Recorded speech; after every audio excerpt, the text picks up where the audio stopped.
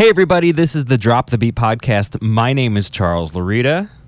And my name is Will Sarver. And we want to thank you guys so much for listening to us beat off. I think me and Will are remotely beating off, but we're still beating off together. And I think that's what counts. You got to do it together. Always have to do it together. Yep. Hopefully you guys are beating off at home along with us, because we just love giving you that fresh beat every week that we've been doing. This is our 11th episode. That's pretty cool. We are in the double digits now. I feel important. I think it's cool. I think we hit the big time. We did. We're ready. We can just quit our jobs and we can just retire. Do this. Yeah, I'm already retired right now. I'm doing this from Florida. I'm wearing a Hawaiian shirt, and I am way too tan for this time of year. It's great. I'm just doing it big, man. Doing it big. Doing it big, 2020. Yeah, But Will, how you doing over there in Casa de la Sarva? Oh, we're doing good. The house of Sarver, maybe? I don't know. It's so suave. Thanks. Yeah, no, we're doing it. We're hanging in. Trying to stay busy. How about you? What you doing? The same kind of thing. We were, kind of discussing prior, getting back into some video stuff and trying to keep it a more regular thing. And, now that my hair is all gone, I'm so much faster. I'm more aerodynamic. It's really great. Showers take 10 looks great. minutes. It's all right. It works. It's growing. I'm just saying it so I could get a pay raise. You will. You'll get that pay bump. All Don't right, worry. Check is in the mail. Like showers take 10 minutes now. It's amazing. Like I don't know what to do with my life. Like I literally get out of the shower and I'm done. Like that's it. Like I don't have to put anything in it really or anything. And it's just like. You have all the time in the world now. I don't know what to do with my life. It's insane. What do normal people do? What do you do? Like what do people do? That's a good I mean, I've been trying to figure it out for, almost 28 years now. So don't ask me. Christ. I don't know what people do. That's okay. But, we do actually have someone wrote in a question for us this week. Even though I'd love to talk about our showers and our hair and our just our regimen, existential hygiene. Crisis of not knowing what to do in life, as usual. Yeah, but somebody wrote in like that's a thing.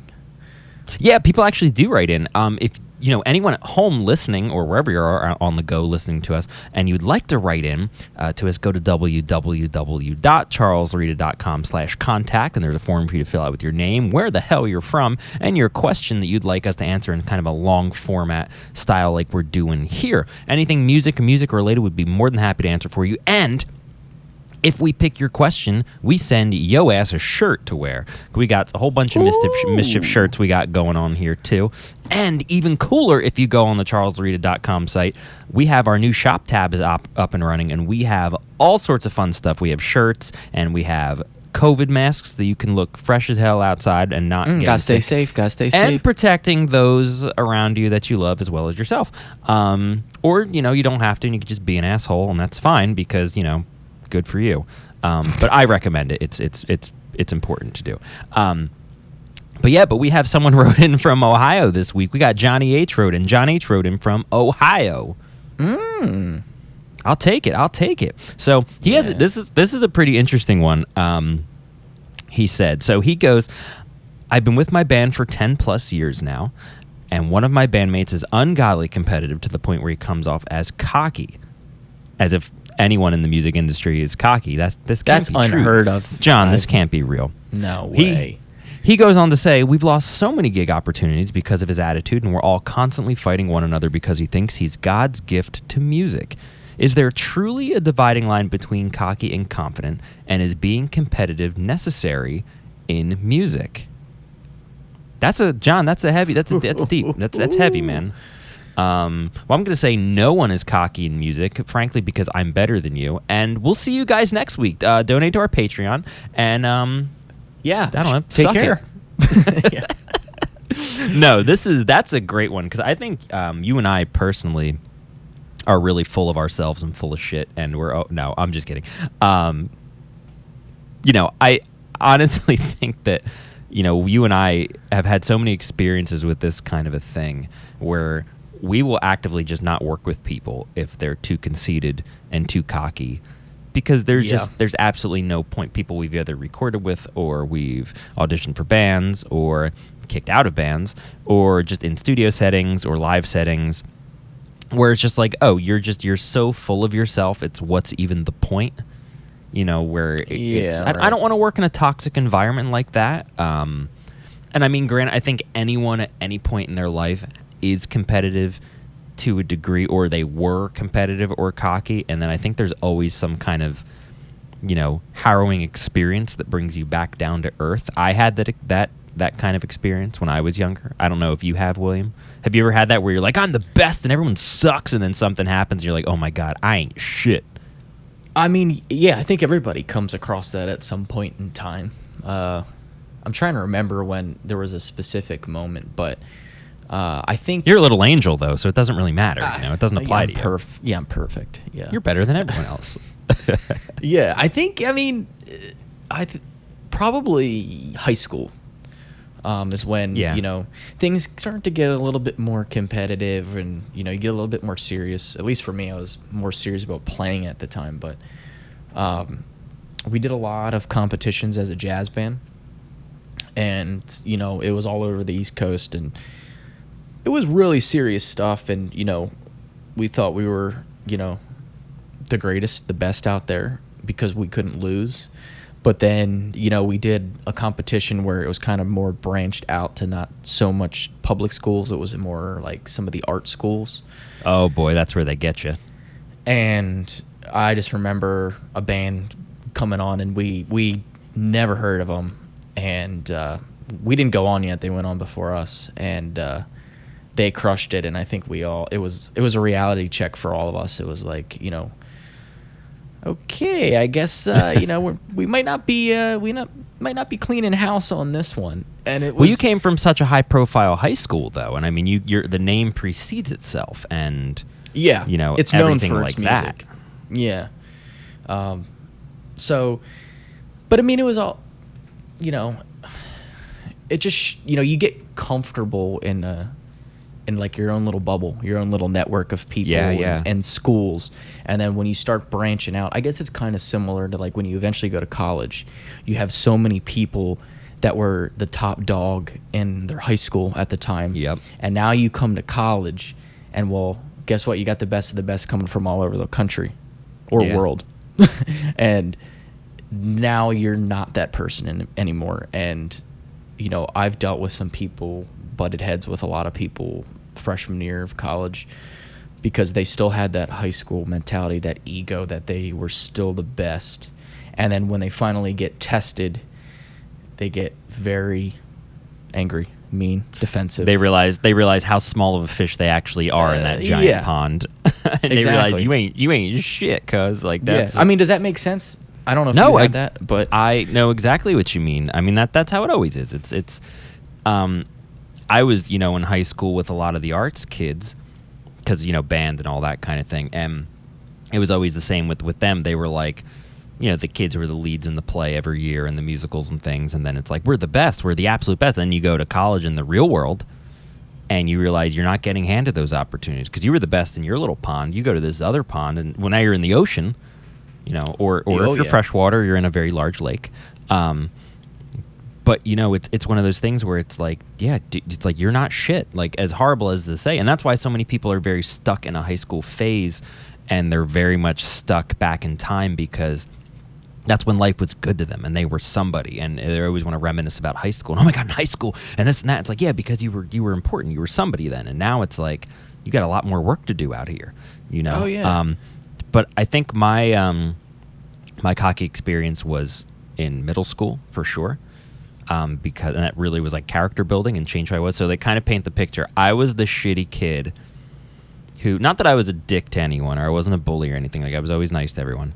But I was the kid that brought his guitar to school every day, had to let everyone know that I played the guitar, and no one understood my musical tastes because I went to, Kohl's and bought like Pink Floyd and Led Zeppelin shirts and that bullshit. Oh yeah, I was that kid. Like, I have students like that, and I cringe because I'm like, oh God, it's not gonna end well. Oh no, oh God. But I had, when I got to middle school, I had been playing for a couple years, and I was playing guitar and I was playing bass in the band at school and whatever. And I thought I was great, and I wasn't practicing as much. I wasn't, I was only just kind of playing songs I wanted to play, and I wasn't necessarily going through stuff to make me progress. And I just thought I was real hot shit, and practicing kind of went to the wayside. And then I remember being in 7th or 8th grade, and this one like little young 6th grade kid came in, and everyone was like, dude, have you seen this kid play? He's really good. And I was like, okay, sure. And I saw this little squirt play, and he was fabulous. Like, he was such a good player. And I was like, dude, how are you so good? And he was like the sweetest little nicest baby kid in the world. Like, he looked so tiny, and he was like, I play for an hour every single day. And I was like, holy shit. So every day I dropped that attitude. I dropped the cockiness. I stopped thinking I was hot shit like that. And, you know, I played every day for 3 hours after school, all through the rest of middle school, all through high school, and into college when I had more time. That's all I did, because I was like, now the competitiveness changed, where I didn't want to be competitive with other people, going around judging and be like, oh, I'm better than this guy, I'm better than that guy. I was competitive with myself, and that I think is the most important form of competitiveness. You have to with yourself, because if you're too easy and too lax with yourself, you'll never grow. And you know, for me personally, it was one of those things where it was like, okay, I can be the best me that I can be. Now, granted, that took a while to get to that point, because I was always like, oh God, I'm terrible, oh, I'm awful. And then it was like, oh no, it's, you know, because I would always compare myself to others. But then when you're kind of realize, you're like, okay, I just need to worry about myself, and that's where it matters most.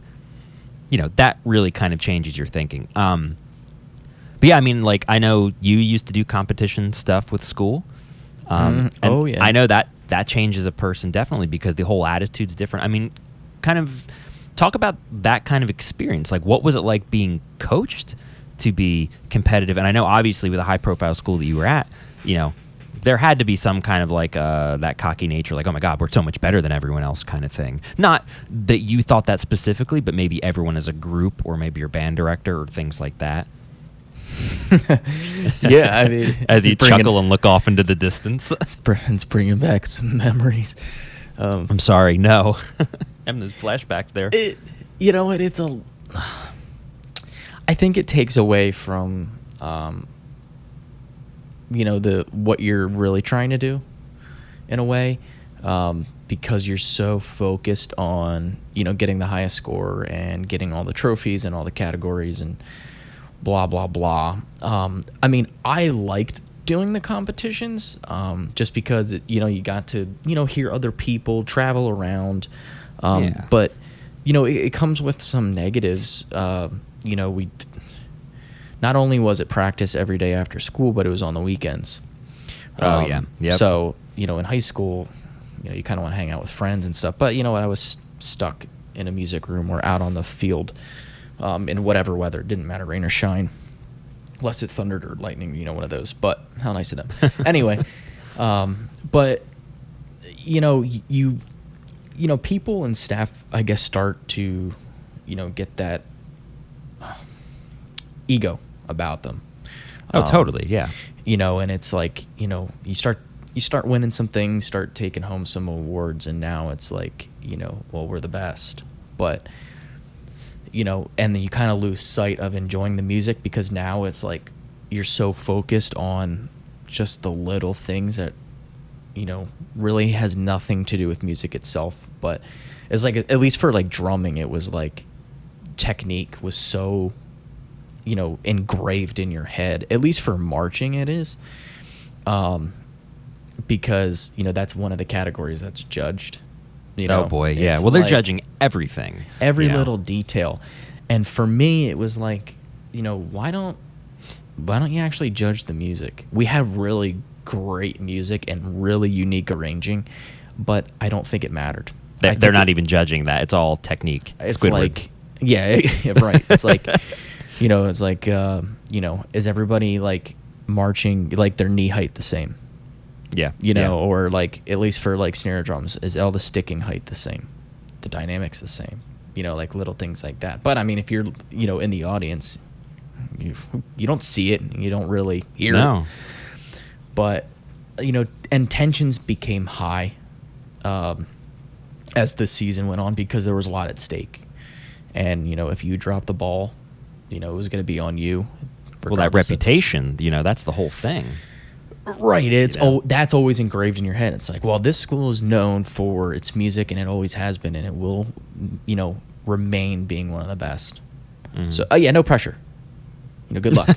Yeah, have fun, kid. See, like my school, we weren't a competition band. Like we did a couple like the cavalcades and stuff like that, but nothing like crazy. We're like 3 people in our division or whatever. And then I think it was our senior year they were like, all right, we're a competition band, and we were all like, yeah, okay. And we just didn't want to do it. We were like, this is stupid. Like we did not care at all. And it was very lax. Like now they're a competition band and they're great. Yeah. But back when I was there, it was like no one gave a shit, and that's it is what it is. And it's like we've talked about so many times before on here. It's subjective. Oh, it's totally subjective, objective, all that good stuff. Yeah, definitely. Yeah, like for us, we were a military band, and we were for the beginning of time. So we struggled a lot in the competition scene because bands like that really don't compete, because you need to be. It's all about being showy Broadway props and like the craziness. And you guys being military had tanks and rocket launchers and missiles and snipers up in the stands. Yeah, and they're like, guys, you can't bring those with you. Gonna have to leave those in the park. Well, there goes our stage show then. Great, or our field show. Right. So like we got nailed all the time because we marched a certain way and we weren't going to change it. We weren't going to change our look. We weren't going to change how we marched and how we, some of the things that we did. But, in a competition sense, it hurt us. Yeah. But we weren't changing our ways. But, I mean, I liked it, but, I mean, it got, it was all consuming. But I like to think that I didn't become one of those that was like, we are the best and, nobody can touch us. I don't think that I was, but I definitely know a lot of people that became that person. Yeah. And I think that was a lot because of, the environment and that it was so competitive and that we spent so much time and it gets very toxic like that, though, to constantly have that mentality. I mean, whether you're in the competition band for marching like that or even in any other group, whether you're in like, a gigging band or something like that, and you have this mentality of, oh my God, we're literally the best all the time. And then when something happens and you get kind of shaken to your core, you're going to know it and you're going to feel it. And that's the worst part, Right. But I don't know about for you. I mean, do you think there's any benefit at being, competitive or having a competitive edge in music? Competitive, in being competitive in music isn't a bad thing. I think, it's a good thing because you can create self-discipline from it, and, you can grow because now you're okay. Now you're trying to actually be better than a different group or a different player or something like that, and it can push you. But there is, I think, definitely a large margin of error for the fact where it can make you toxic, or it can kind of get to your head and that's all you think about.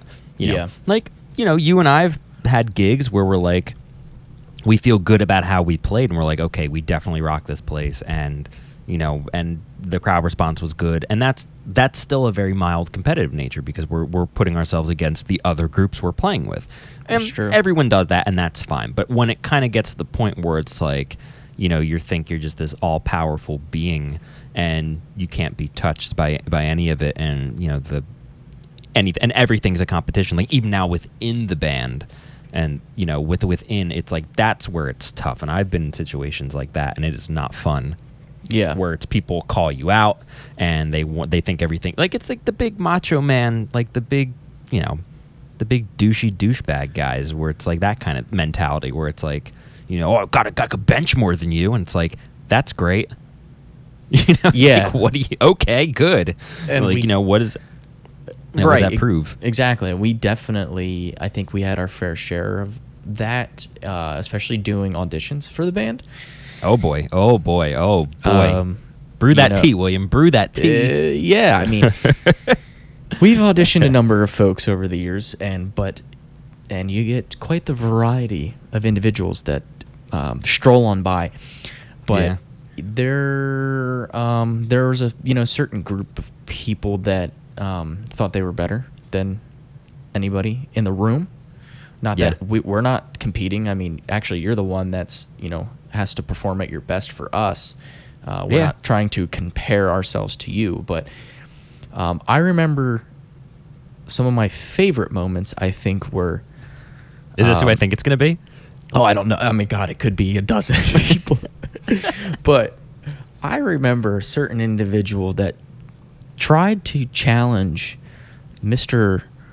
Charles Laurita here in musical theory.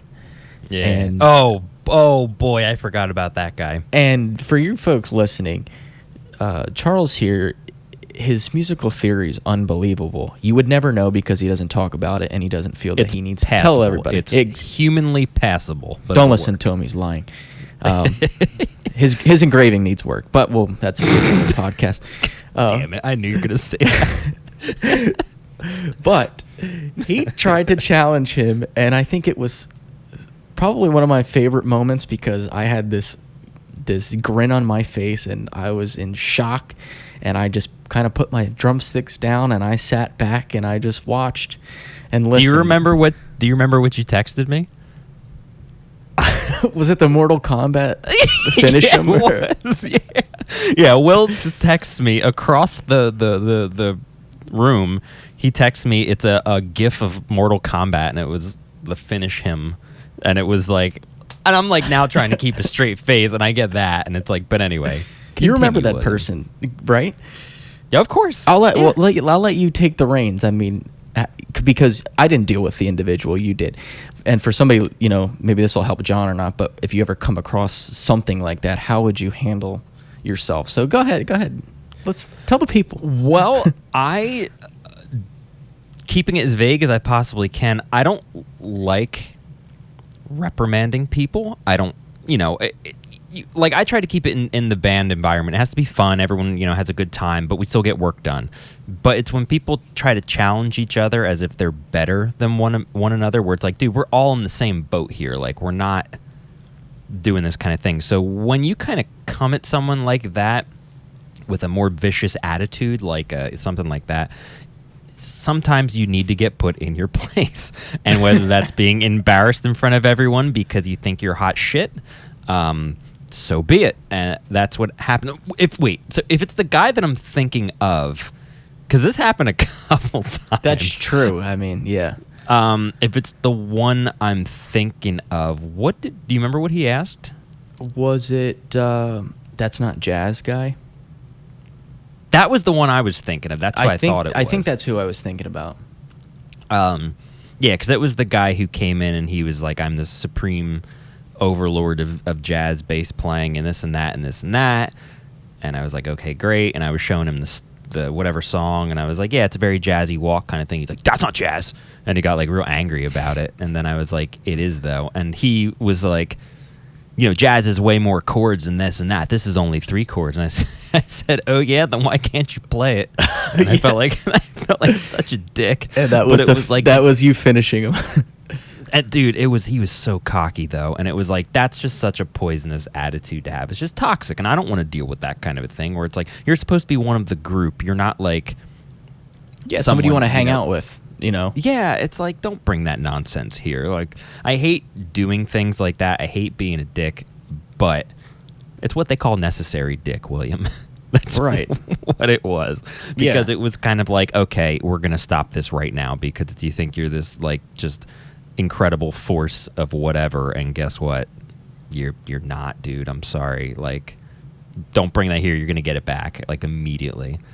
Yeah. And so it was... Go ahead. It was more so mine was at a reprimanding standpoint, more so than myself being cocky. It was kind of like, matter of factly, bud. It was one of those kind of things. Right. And it's more so like, I think you touched on it is being confident in yourself.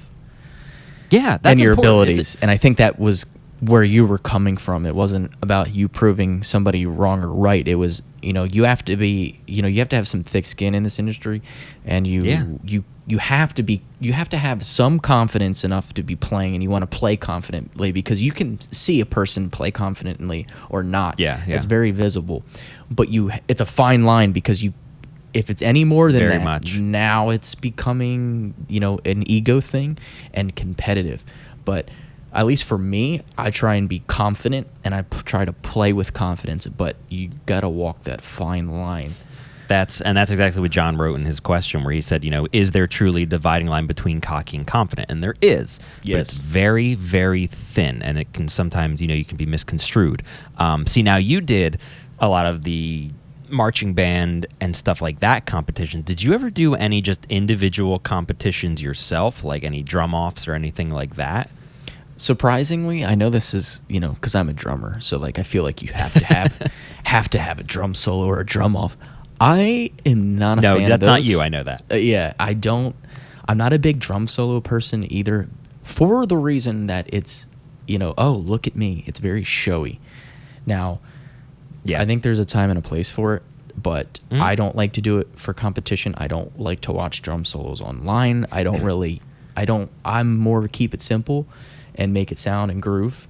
I'm not the person to, talk about, somebody's drum solo, because it doesn't matter to me. But yes, no, I haven't done any of the drum offs or the Guitar Center type of things. Oh boy. I mean, you have, right?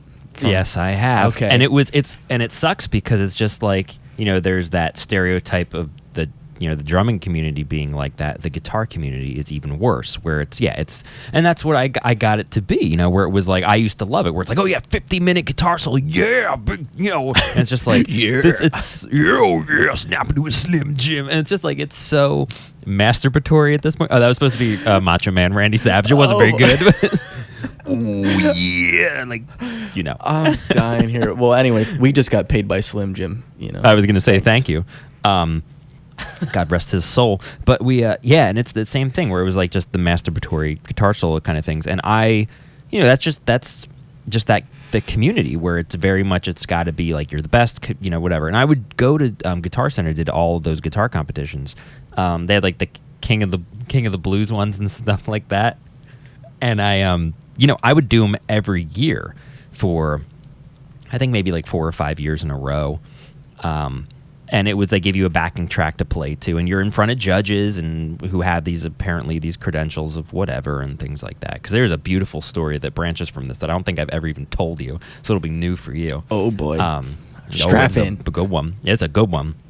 But it was like you would start with just the people in the store, and then if you got first place, you advance to the next round, then it would be the people in the district, and then it would be the region, the state, and so on, and you get like a recording thing from it, and it was like a big deal, like at the end. Right. And the prizes got better. Like I would usually advance like 3 or 4 different rounds, and then it would just kind of be like, okay, then it would like the people who were like incredible, and that's definitely an ego crusher, if anything. But that's how it was, and everyone was super hostile at those. I was a young kid. I was a teenager, like 13, 14, 15, 16, in that realm.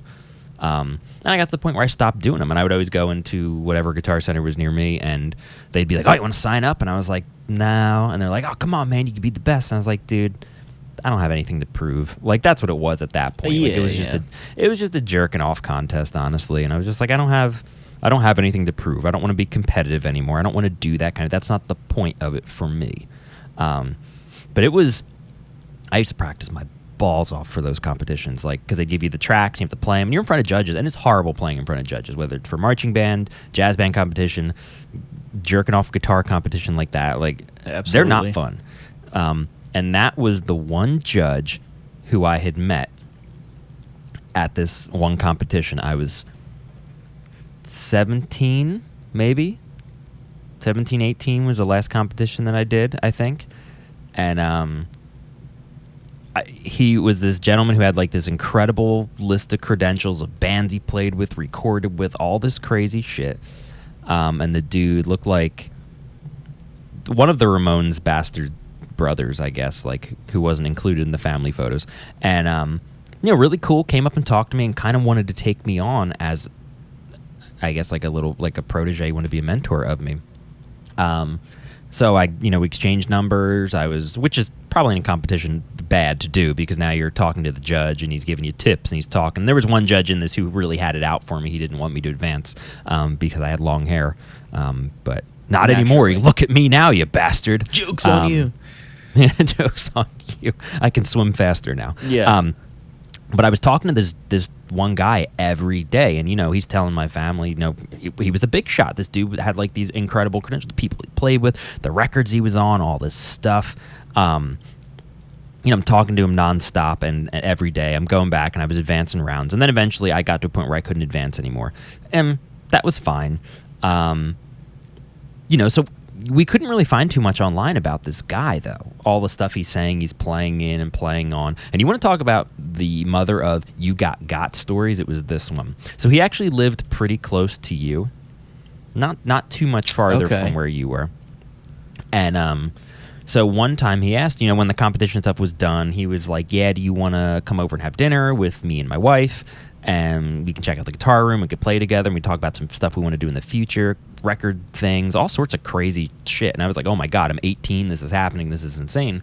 So I went over to the guy and I talked to him for weeks and weeks and weeks, building me up, making me competitive, giving me this, not so much an ego, but really making me feel like I was hot shit, which was cool. Go to his house. His wife's not there. It was just he and I. Okay. This isn't going in the direction you think it's going to go. Oh, okay. And my dad's like, I'll calm down. Call me when you're ready. I'll come, because I didn't drive at this point. So I must have been 17, I guess. Or no, was I 18? I don't really remember. I'm just trying to I always forget this was a real story and it wasn't a dream. It's one of those. So my dad's like, yeah, let me know. I'll come get you. Whatever. I'm like, okay, cool. So we're having dinner. Dude made ribs and salad, and it was cool. And it was fine. We talked music. We talked all the stuff that he recorded and this and that kind of thing. And then he takes me to his guitar room, and it was like this gorgeous room, all these guitars, pristine condition. And he's like, yeah, let's sit down and we'll play a little. I'm like, okay, cool. Guy picks up a guitar, and he could not play for shit. He couldn't play anything. He was terrible. He was absolutely awful. And I am like, what is happening? Come to find out, he had all of these guitars because he had gotten in a motorcycle crash, and he had a big settlement, and he bought all these guitars. And nice. He starts telling me, because I was like, dude, I'm not seeing you on any of these album credits you're talking about or any of this stuff. There's no videos of you. There's no anything. YouTube is around and kicking right now, and I'm like, there is nothing on you. This dude, we invited him to go see. We went to a ton of shit with this guy. We went to go see bands together, at different venues. He got us. We got tickets. We went to go see people at Havana play and stuff like that, some big places. And we invited him to stuff I was playing at, some of the big fundraisers and charity events and stuff. Got him tickets to get in, all this crazy shit. And I come to find out he's just a big fraud. The dude was a fucking fake. And he strung me along for probably a year of just talking to him and doing stuff with him and all this kind of thing and promises of greatness. And I remember I was like, yeah, I have to go to the bathroom. And I went in the bathroom. I texted my dad. I was like, he's a complete fake pick me up. And he must have blown 90 down the highway and came to get me, because he probably thought I was getting touched or something. That was the last time I ever talked to him, because he called me and left voicemails and apologized. I'm so sorry, and this and that. And all this time, me and my parents were following this blog thing he did. And he just, the week I was done, he just went on and picked up another protege where he's like, oh, got a kid I'm mentoring now who's doing a competition, I'm judging, and this and that. And he would write shit about music theory, music stuff, and it was all wrong. It wasn't, none of it was true. He didn't know anything. It was absolutely insane. I cannot believe that actually fucking happened. I thought about that when I saw this question come in, and when it said competition and stuff like that, I was like, holy shit, this is in the deepest recesses of my brain, that this was a real thing. This actually happened to me. And that was, for me, a very poisonous side of this whole thing, where I was trying to do anything, being competitive, to try to just be the best that I could, because it meant so much to me to win. Yeah. And this whole thing in hindsight, and that was one of the big things that made me stop competing, because I was like, it's not worth anything. It doesn't do anything for me. It's not, for me, the point of music. It's not, if your music is truly a language, the purpose is not to show off how big your vocabulary is. The point is to converse with other people. It's to speak it. It's to hear these different dialects. It's to make conversation. It's not to show off, look at all these words I know, and open up an encyclopedia or a dictionary and just jerk off into it and then shut it and make all the pages stick together. I don't know if that was a good mental image. Oh, I'm about it. It was insane. And that was a very dark side of competition, and my real first taste of people screwing you over in the music industry, because I was like, there it is. There it is right there. And that was a big one because this guy was also very interested in me winning. And who knows if he wanted a cut of what I was doing or wanted to get in deep with what I was doing. I don't know. I really don't know. But it was like a holy shit moment, and I could not believe it. It's kind of scary. It was very scary because I'm, far away from my house and with this guy who isn't who he says he is, but we put our trust in him. And, it was some bullshit. That was a big old crock of bullshit. And it was just like, I don't know what his he just wanted to ride coattails. I honestly think that's what it was. Yeah. And I was someone who was winning. I was young. I was moldable, and thankfully called him on his bullshit, and we were out of there. And you still to this day can't find anything on him. I mean, I haven't Googled him in a while. I'm gonna have to now because I'll have to see if anything comes up. But shit, it was weird. It was very, very, very weird. See, that's why I never did them. I knew it was gonna happen like that. Yeah, I was gonna say you're gonna go to some guy's house and he's gonna have ribs free for dinner. Where's all the drums?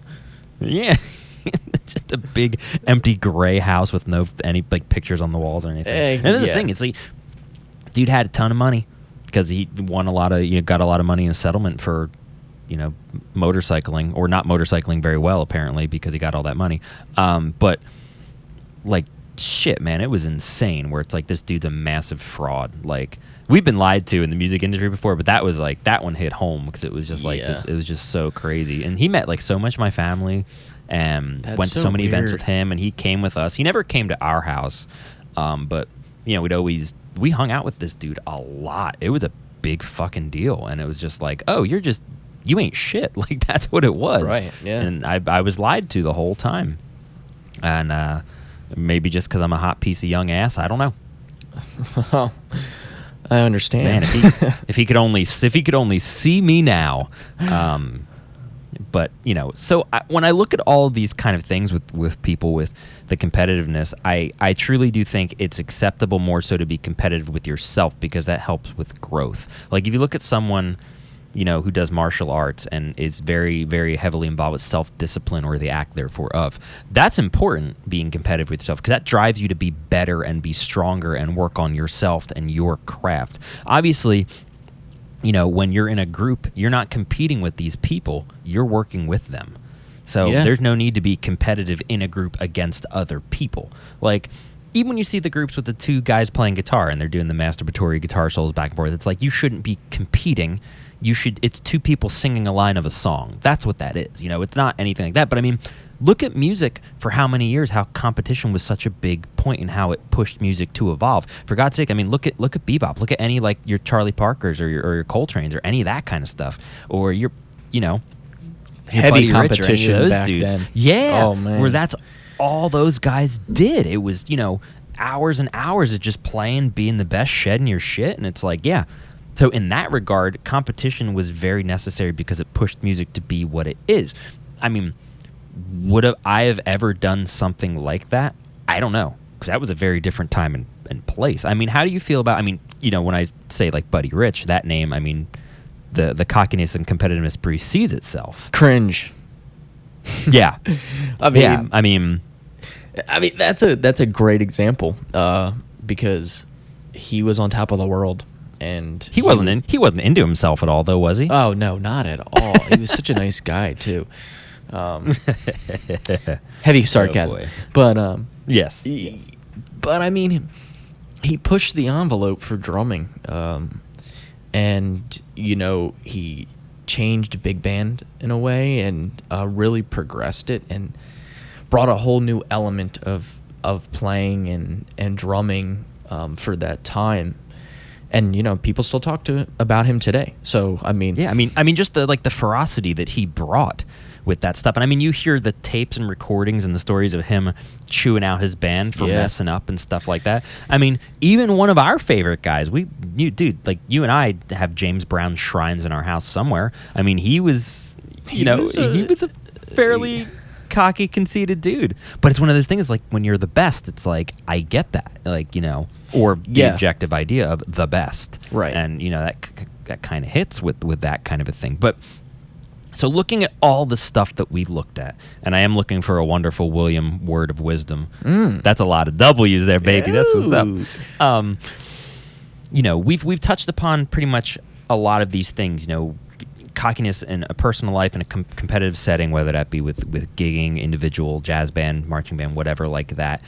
Just the overall cockiness and what it can really do to a band and our personal experiences. But what would you say is something to deal, or some way to deal with someone who is just so incredibly egotistical like that? I mean, and you're working in a group with them. How do you really get around that? And what ways can you really just kind of become one with yourself and not be like that? What would you kind of think in that regard? Yeah, I mean, it's obviously a difficult thing, especially in a band, because bands come and go, and it's really hard for people to stay together. And I think a lot of that is because of personalities and being very cocky and things like that. So that's why we're very particular when we, audition people. It's like we have to be a cohesive unit. Personality for us is a huge point on that. And trust list, me, we've had some phenomenal players come through, but we said no just because of their arrogance and the way they carried themselves. And that's a tough decision to make, because you're like, oh, playing wise, it's everything we dreamed of. But in the long run, it's not going to work out. You're going to butt heads, and then guess what? You're going to be without that individual anyway. So it's better just to bite the bullet ahead of time. Well, it's like what we always say. It's would you go to the movies with this person? Yeah, that's would you the get best. sushi with this person? Would you hang out with this person? You know? The answer is no. That's move on, what it is. Yeah. But if you're, because go ahead. I was gonna say it's a closeness kind of thing like that. Yeah. Where it's more, being in a band. It's more than just the musical aspect, and a lot of people don't really realize that. It's that the gelling thing doesn't work over just music. It's the whole package, the whole personality. Right. And for the situation where it's not an option, and you got to work with the individual and play with the individual. For me, I don't. I try not to butt heads. I don't try and poke the bear. How I deal with it, and kind of similar to what you were explaining, is, be competitive with yourself and focus on yourself, and be confident in your playing and your ability, because I've had that happen. And you know what? In my previous experience, I had an individual that was like that, and very competitive and aggressive. And I stayed quiet. And I just really worked my butt off. And I also learned this individual's music and his parts that he played. There you go. Because it came to a point where one time he did not show up. And I was there, knew the part. And this was actually for a performance that night. And he just didn't show up? Didn't show up. And it was we were having the dress rehearsal like right before. Oh, boy. And this was the biggest concert of the year. And I think the place held like probably a few thousand, if I had to guess. But that's it? Oh yeah, that's it. But I knew his part, so when his charts came up and he wasn't there, well, I stepped in and I played it. He no longer played with the band after that day, and rest in peace. I had all of his stuff, and I took it. And that's with me not saying a word to this person. I stayed true to myself, and I just worked my butt off. So you did it passively. Right, exactly. And it was about that, having that confidence in yourself, but without being having an ego about it. And so it's really how to deal with it, is that's kind of it for me, is, really just work your butt off and, gain the confidence in yourself. And just keep forging ahead, because it will pay off. Somebody's not going to show up. Somebody's going to screw up. And you can be there to take the reins. So that's very true. Yeah, I don't know. That's all I got on that. I think that's a good note to end on. You always end it so eloquently. And I think that was very, very, very nice. Thank you. I could give you, 10 more reasons, but, I think, what? I think that works just lovely, though, William. I think that was beautiful.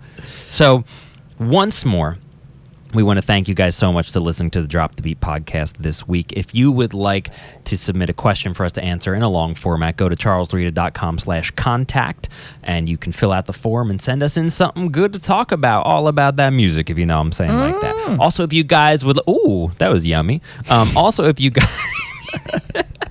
God damn, I'm trying to be professional, William. Okay, sorry. Start it over. We're deleting this one. All right. If you guys would like to follow us and subscribe and donate to us on Patreon, you can find that from the homepage of charleslaurita.com. It's a big old orange button, which is pretty cool, I suppose, and we are always grateful for everyone helping us out on that. Until next time, my name is Charles Laurita. And I'm Will Sarver. And thank you guys so much for beating off with us. We will see you next time. Later.